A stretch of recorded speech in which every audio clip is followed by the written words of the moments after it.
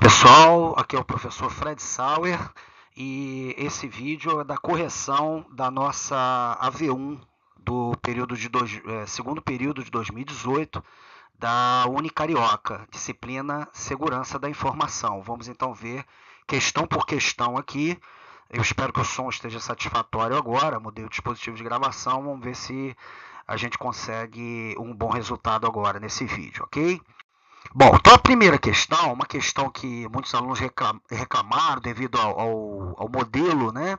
Mas é uma tendência dos concursos, o próprio ENAD vem apresentando muitas questões desse tipo, o Enem também, então a gente precisa se preparar, né, para resolver esse tipo de questão. É uma questão muito simples, ele faz duas assertivas. A metodologia de resolução, ela necessariamente tem que passar pela avaliação isolada de cada uma das assertivas para, posteriormente, caso elas sejam verdadeiras, né, identificar uma eventual relação de dependência entre elas. Tá? Naturalmente, comum, quando uma das duas é falsa, não há essa necessidade, mas quando as duas são verdadeiras, você adicionalmente tem que decidir se eventualmente a segunda assertiva é uma justificativa para a primeira. Né? Então vamos avaliar primeiro, separadamente, as duas assertivas. A primeira assertiva. Na maioria das empresas, a segurança da informação é atendida com a segurança de redes, sendo a sua gestão atribuída à área de TI.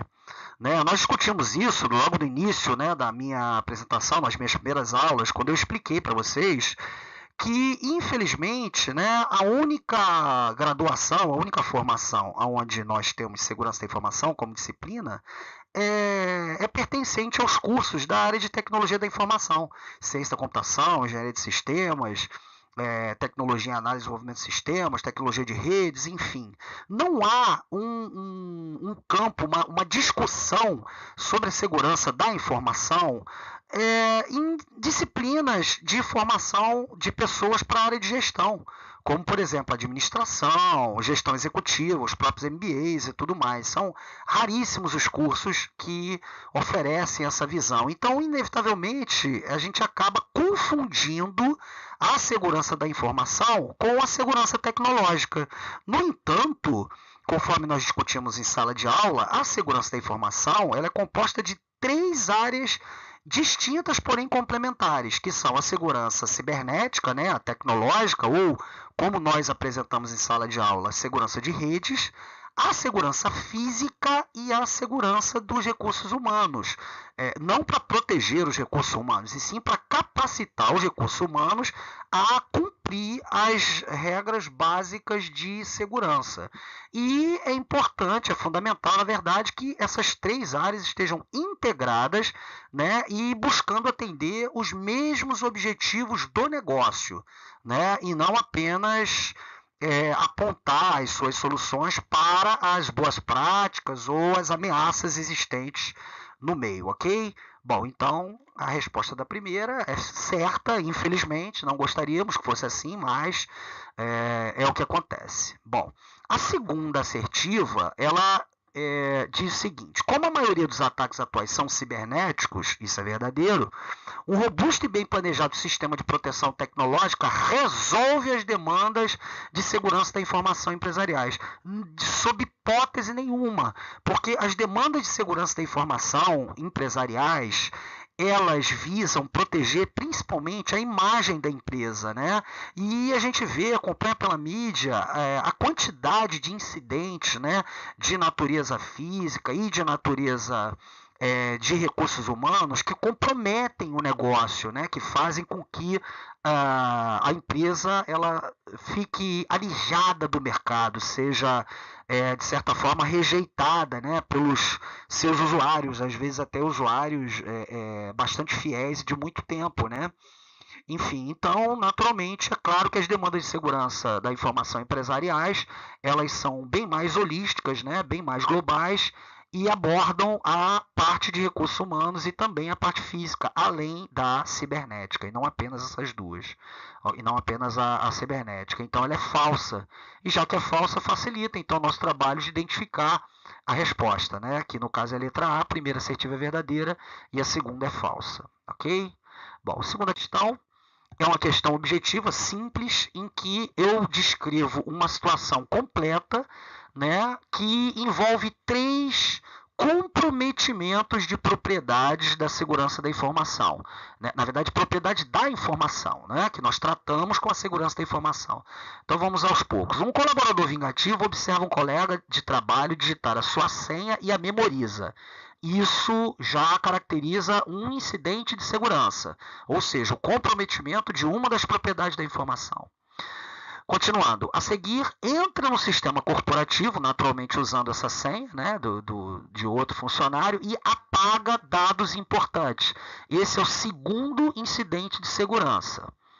Continuando, tempos depois, apesar de existirem evidências de sua autoria, o colaborador nega ter realizado os ataques, ou seja, o colaborador que realizou, que fez, né, o ataque no lugar, usando as credenciais do colaborador verdadeiro.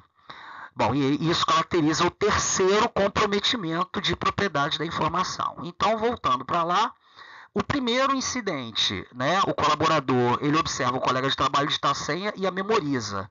Como isso caracteriza o acesso a uma informação sensível, uma informação sigilosa, tá certo? Por alguém não autorizado, é um incidente de confidencialidade. Tá certo? Então, com isso, nós já eliminamos aí várias possibilidades de respostas, ficamos apenas entre a A e a E, ok?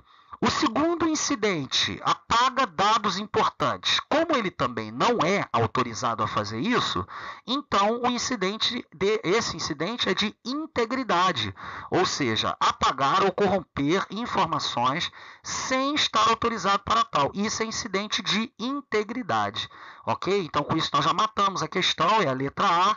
Tá certo? Não há dúvida, mas vamos continuar. Tempos depois, apesar de existir evidências, ou seja, através de mecanismos de perícia forense, conseguimos evidências de que realmente quem fez o ataque não foi o detentor da senha, e sim uma outra pessoa.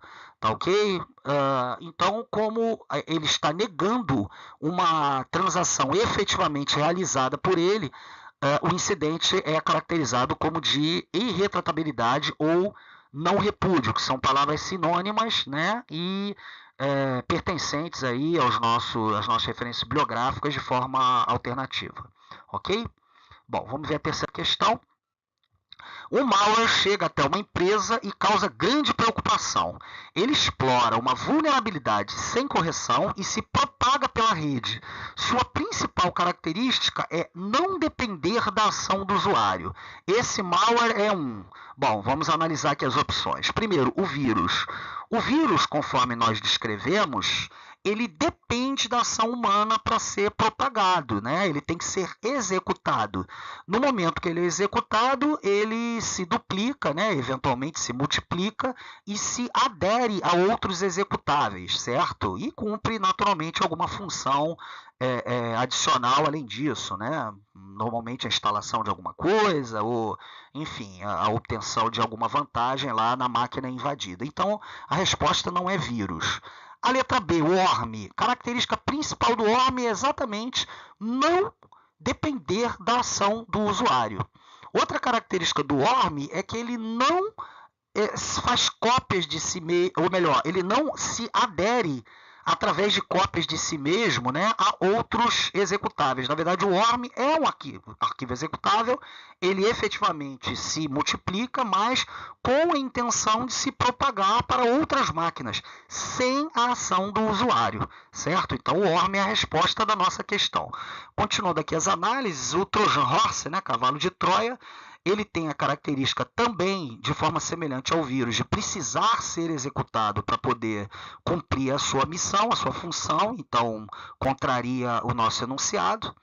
O exploit é, na realidade, um malware, né, que explora especificamente uma característica, né? Mas ele não tem essa característica autônoma, né? E não é principalmente definido pelos atributos que nós descrevemos no enunciado. Então não é exploit, e o ransomware é caracterizado, peculiarizado por impedir o acesso a arquivos do usuário e cobrar um resgate, né? Daí o nome ransom, né?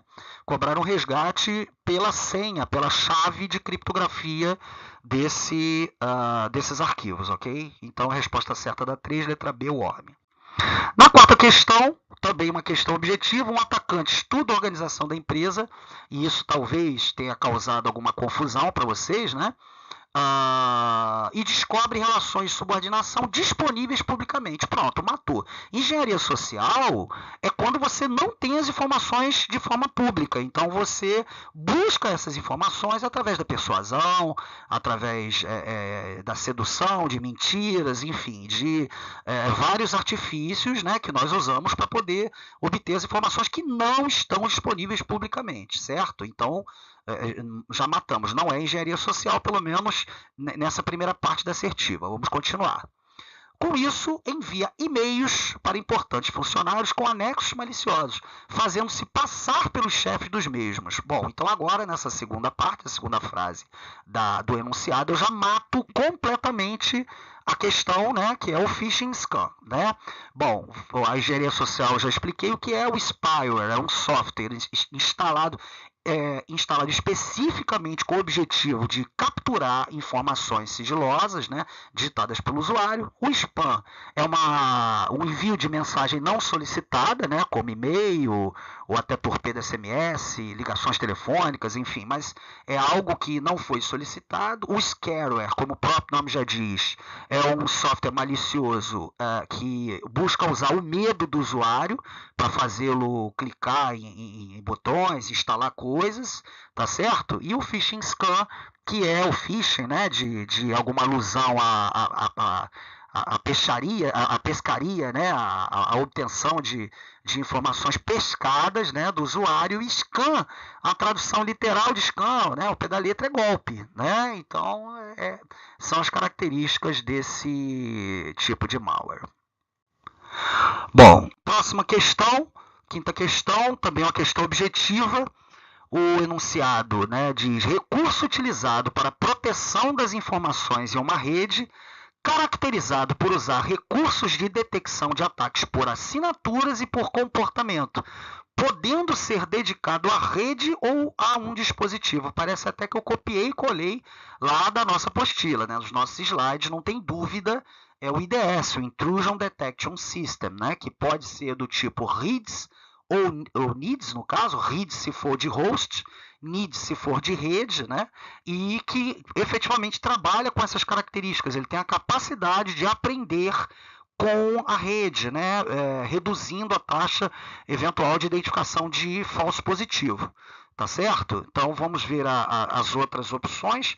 A VPN é Virtual Private Network, né? É um recurso para você ou interligar duas redes ou duas subredes, ou então interligar um usuário numa rede privada a uma rede corporativa, tá certo? Aonde nós temos recursos de encapsulamento, recursos de criptografia, ou seja, confidencialidade, e recursos de autenticidade, certo? Então não se trata, não é a descrição que nós demos aqui na quinta questão. Firewall é um dispositivo de borda que, com base em regras, bloqueia ou deixa passar determinadas mensagens, né, que estejam ali cobertas por essas regras. Então também se afasta bastante da descrição do nosso enunciado. Antivírus é o que o nome diz, é um recurso para você buscar código malicioso, né? Então o IDS é muito mais do que isso, né? Também tem, lógico, uma capacidade, né, de detectar código malicioso, mas é além disso, né? Ok? Parece muito efetivamente, né, a descrição, porque os antivírus, a maioria deles, também trabalha por assinaturas e por comportamento, né, mas não tem essa característica de ser dedicado à rede ou a dispositivo. O antivírus é sempre dedicado ao dispositivo. Então, é basicamente isso que diferencia o antivírus do IDS/IPS. né? E o filtro de pacote é normalmente um recurso que nós instalamos até em firewall, né? Onde são criadas regras, né, para filtrar os cabeçalhos de camada 3, né, das nossas mensagens. O firewall pode ir um pouquinho mais além disso, tá certo? Bom, vamos então para a sexta questão. Na sexta questão, eu pergunto objetivamente quais são os recursos oferecidos pelas VPN. Né? Então, isso aí tem um slide nosso aí que descreve objetivamente que os recursos são encapsulamento. O que significa encapsulamento? Significa você ter um cabeçalho externo, onde eu só tenho como informações IP de origem e IP de destino, e as outras informações são absolutamente digamos, inúteis para qualquer tipo de espionagem, serviço de espionagem. A criptografia, que é o que protege o payload dessa mensagem, ou seja, a mensagem do usuário ela é criptografada, garantindo sigilo, e a autenticação, que me dá uma garantia de que a origem da mensagem é quem está dizendo ser. Então são esses três, né, letra A, recursos que a VPN lhe oferece. Né? VPN não tem compactação, VPN tem a garantia de integridade, né, no conjunto, no contexto da autenticação, mas não tem disponibilidade, tá certo? Não existe nenhum tipo de utilidade para as assinaturas heurísticas no caso das VPN, porque não é um mecanismo de bloqueio, de filtragem, sim de acesso remoto, certo? E também não tem proteção de host de rede. O foco é proteção das mensagens no tráfego por redes públicas, como por exemplo a internet. Ok? Vamos então para a questão 7. Na questão 7, nós avaliamos os recursos, né, e principalmente o conhecimento de vocês sobre algoritmos simétricos, né? Apenas o que eu cobro de assimétrico aqui é só realmente até a última aula lá que nós discutimos, né, uma comparação entre a criptografia simétrica e a assimétrica, certo? Então vamos olhar uma por uma aqui. Letra A. A criptografia simétrica usa operações de alto custo computacional para proteger os dados, sob hipótese nenhuma. Né? Na realidade, as principais operações da criptografia simétrica são deslocamento, né? Substituição, permutação e operações lógicas de baixíssimo custo computacional, como por exemplo o XOR, que está em quase todo o mecanismo simétrico, tá certo? Então, são operações de baixíssimo custo computacional. A letra B é a resposta correta, né, da questão. A operação lógica reversível usada em mecanismos simétricos é a XOR, né, XOR, que se você pegar qualquer string e fizer o XOR com uma outra string que consideremos a chave, um novo XOR com essa mesma string, chave, retornará a string obtida a mensagem original. Então, o XOR ele tem essa peculiaridade, ele tem essa característica chamada de reversibilidade, e ela é amplamente explorada em mecanismos simétricos, tá certo? Bom, vamos ver o que está errado nas outras opções. Né? Letra C. Os modos de operação são usados nas cifras de fluxo para evitar análise estatística. Impossível, porque as cifras de fluxo são cifras extremamente rápidas, onde o bloco ele varia de tamanho. Né?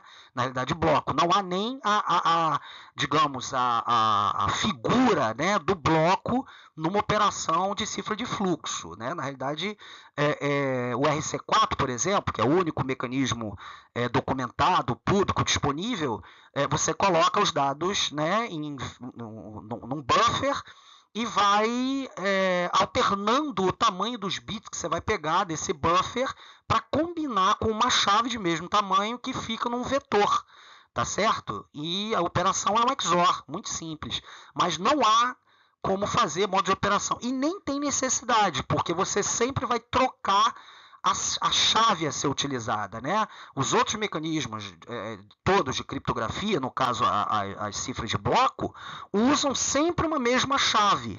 Tá certo? Por mais que essa chave ela seja modificada, combinada e modificada, ela tem sempre as mesmas modificações. Então, se você usar uma mesma chave num mesmo bloco, você sempre vai ter o mesmo criptograma. Por isso que você precisa dos modos de operação, para evitar essa possibilidade, tá ok? Então, a assertiva ela estaria 100% correta se, na verdade, ao invés de cifras de fluxo, estivesse escrito cifras de bloco, tá certo? Bom, letra D. Substituição, permutação e deslocamento são operações típicas dos algoritmos assimétricos. Conforme acabei de falar, né, quando eu expliquei lá a letra A, elas são operações típicas dos algoritmos simétricos e não assimétricos. As operações típicas de algoritmos assimétricos são as exponenciações, os logaritmos, enfim, cálculos matemáticos complexos, especialmente usando números primos, ok? Bom, letra E. A criptografia simétrica oferece recursos robustos para a troca da chave secreta, muito pelo contrário. Exatamente por isso que surgiu a criptografia assimétrica, porque como a criptografia simétrica depende de um canal seguro para a troca da chave secreta, e isso inevitavelmente não é possível sem algum recurso adicional, a criptografia assimétrica vem sendo utilizada apenas como mecanismo de, número 1, troca da chave secreta e, número 2, autenticidade das mensagens, ok? Bom, então com isso nós fechamos aí a questão 7, vamos para a questão 8, né? Falamos ali na revisão, deixei bem frisado, né? Poxa, por favor, espero que ninguém tenha errado essa questão, muito fácil. Dos algoritmos simétricos abaixo, o único de fluxo é, no caso, o RC4, ok? Todos os outros, DS, AS, RC2, RC5, são algoritmos de bloco, né? Apenas o RC4 é o algoritmo de fluxo. Além desse, temos também na literatura o one-time pad, que, na verdade, é muito mais um algoritmo acadêmico, né? Um exemplo que se usa nos livros didáticos para criptografia simétrica de fluxo do que uma solução comercial. O RC4 não, é uma solução comercial. Inclusive, durante muito tempo foi utilizado no Wi-Fi para segurança em ambiente web, né? E exatamente por isso foi muito criticado, porque o app é um algoritmo facilmente quebrado, mas não por causa do RC4, e sim pela infeliz escolha das chaves, né? Com o RC4. Bom, agora vamos discutir as nossas questões discursivas, todas muito simples, duas questões muito fáceis que foram extensivamente discutidas em sala e também na nossa revisão, né? Então vamos lá, explique sucintamente por que os algoritmos simétricos de bloco precisam de um modo de operação como o CBC, o Cipher Blockchain. A explicação é muito simples, né? Se eu sempre criptografar o mesmo bloco, a mesma chave, ele vai ter sempre a mesma saída, porque as operações são apenas de substituição, deslocamento e permutação, além do XOR, mas se eu fizer isso sempre com os mesmos bits, eu vou ter sempre o mesmo resultado. Então, inevitavelmente, eu preciso fazer uma combinação com alguma informação diferente de maneira a evitar essa possibilidade de identificação de padrões, né? A gente até discutiu em sala de aula, e eu sugeri que vocês vissem, né, o filme O Jogo da Imitação ou o filme Enigma, para vocês entenderem essa questão dos padrões, né? Os alemães eles tinham o hábito sempre de iniciar e terminar as suas mensagens com uma saudação ao Führer, né? ao ditador, lá, ao Hitler. Então, como a chave durante todo um dia era sempre a mesma, o criptograma era igual. E isso facilitou uma análise matemática dos criptogramas por conta desses padrões e facilitou com que os aliados conseguissem quebrar os segredos da Enigma. Ok? Bom, então está aqui a resposta formal, né? Porque se não for usado um modo de operação, será possível análise estatística, já que a criptografia de um mesmo bloco com a mesma chave geraria sempre o mesmo criptograma, facilitando a descoberta de padrões. Vamos ver graficamente aqui então, né? Imagina, eu tenho sempre o mesmo texto plano, né, lá em cima, sempre a mesma chave e o mesmo algoritmo, que está ali, Block Cipher Encryption, né? Eu sempre vou ter o mesmo ciphertext. Então, se essa situação ocorrer, existem programas, né, softwares que os criptoanalistas usam que rapidamente conseguirão fazer a quebra, né? Falei em sala de aula sobre a brincadeira da senha, né? Por que a gente escolhe sempre, quando vai brincar de forca, a letra A para iniciar. Se não tiver a letra A, a gente continua nas vogais, porque em português a gente tem uma análise, uma frequência estatística das vogais, e principalmente da vogal A, muito maior do que qualquer outra consoante. Então, inevitavelmente, a minha probabilidade de acerto vai ser maior, ok? Bom, agora vamos para outra questão discursiva. Continuando, né, o mesmo tema da primeira, tá certo? Disse que alguns modos de operação propagam erro. Explique o que significa esse efeito de propagação e a consequência disso para o processo de encriptar, decifrar. Bom, a situação é a seguinte. Eu resolvo, então, o problema da análise estatística fazendo a aplicação do modo de operação.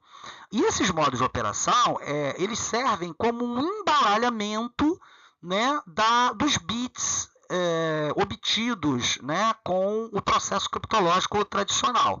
Tá certo? Então, com o modo de operação, mesmo que eu criptografe um mesmo texto com a mesma chave, eu vou ter um processo de combinação do bloco anterior com o próximo bloco, acrescentando entropia ao bloco cifrado. Então, naturalmente, claro, com isso eu resolvo o problema da análise estatística. Porém, dependendo do modo de operação escolhido, eu posso ter o ônus de ter acrescentado ao meu algoritmo o efeito da propagação do erro, certo? Então, eu explico aqui, né, que é o que eu gostaria que vocês tivessem dito na assertiva, né, para evitar o efeito descrito na questão anterior, né, que é o efeito da possibilidade de análise estatística, usa-se uma informação combinada com cada bloco na criptografia. Em alguns deles é usado o bloco anterior recebido, e nestes, tanto a mensagem atual como a próxima serão comprometidos. Vamos ver na figurinha aqui que vocês vão entender. Né? Então eu tenho aqui uma operação onde é o cipher blockchain, né, tradicional. Eu tenho lá o bloco cifrado recebido, ele está com 2 bitzinhos corrompidos, aqueles que estão em vermelho. Né? O texto plano, ou seja, o resultado da decriptografia desse bloco cifrado, vai estar comprometido, todo comprometido, porque dentro da caixa nós vamos fazer vários deslocamentos, várias permutações, e nós temos um efeito chamado efeito cascata na criptografia do DES, né? Um dos algoritmos com mais forte efeito cascata de todos desenvolvidos até hoje. Então, eu vou ter todos os bits corrompidos. E aí o que acontece? Esse mesmo bloco cifrado que foi recebido, como vocês estão vendo com a seta ali, esse Szinho que vem ali, né, do bloco cifrado recebido, para uma função de XOR na segunda operação, aonde, apesar do texto cifrado recebido não ter sido corrompido, né, aqueles 2 bits comprometidos do texto cifrado, lá embaixo, vão corromper os 2 bits, né, correspondentes do texto plano. E aí, obviamente, no cálculo do CRC, vai dar erro e essa mensagem vai ser descartada. Ou seja, o comprometimento de apenas um bloco cifrado provocou a corrupção não apenas do primeiro bloco de texto claro, mas também do segundo. Tá certo? Isso se chama propagação de erro.